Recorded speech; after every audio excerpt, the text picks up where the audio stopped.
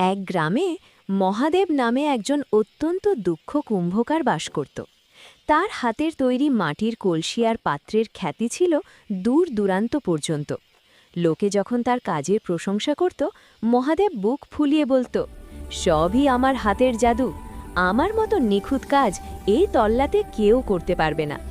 একদিন বিকেলে মহাদেব একটি বিশাল সুন্দর কলসি তৈরি করে রোদে শুকাতে দিয়েছিল। সে মনে মনে ভাবছিল, আমি আজ কি এক অপূর্ব সৃষ্টি করলাম। আমি না থাকলে এই মাটির তালটা তো অপদার্থ হয়ে পড়ে থাকত। ঠিক সেই সময় গ্রামের এক সাধু পাশ দিয়ে যাচ্ছিলেন।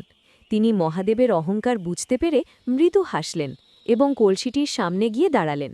সাধু বললেন, মহাদেব, এই কলসিটা তো সত্যিই সুন্দর, কিন্তু বলো তো, এর কৃতিত্বকার? তোমার আঙুলের, চাকার, মাটির নাকি জলের? মহাদেব বিরক্ত হয়ে বলল, অবশ্যই আমার, আমিই তো ওটাকে রূপ দিয়েছি।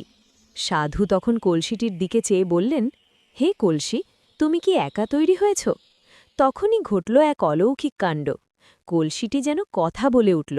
সে বলল, মহারাজ, মাটি ছাড়া আমার অস্তিত্ব থাকত না, জল ছাড়া আমি নরম হতাম না, আর চাকা ছাড়া আমি ঘুরতাম না। আর এই শিল্পী, ইনি তো শুধু ভগবানের দেওয়া বুদ্ধিতে হাত দুটিকে নাড়িয়েছেন মাত্র। আসলে পর্দার আড়াল থেকে সেই মহান কারিগরই আমার রূপ দিয়েছেন। মহাদেব স্তব্ধ হয়ে গেল। সে বুঝতে পারল, তার হাত, তার বুদ্ধি, এমনকি তার নিঃশ্বাসটুকুও তার নিজের নয়, সবই ঈশ্বরের দান। সে তো কেবল একটি যন্ত্র, আসল যন্ত্রী তো ভগবান নিজে। সেই মুহূর্তেই মহাদেবের মনে থাকা আমি কর্তা বোধটি চূর্ণ হয়ে গেল। সে বুঝতে পারল, সে ভগবানের হাতের একটি মাধ্যম মাত্র। গল্পের মূল শিক্ষা। এই গল্পের মূল শিক্ষা হল, অহংকারী আধ্যাত্মিক উন্নতির প্রধান বাধা। মানুষ যখন মনে করে আমি করছি, তখন সে কর্মের বন্ধনে আটকে যায় এবং অশান্তি ভোগ করে। কিন্তু যখন সে বুঝতে পারে যে সে কেবল ঈশ্বরের হাতের একটি যন্ত্র এবং ঈশ্বরই তার মাধ্যমে কাজ করিয়ে নিচ্ছেন, তখন তার মন থেকে সমস্ত ভয় আর অহংকার দূর হয়।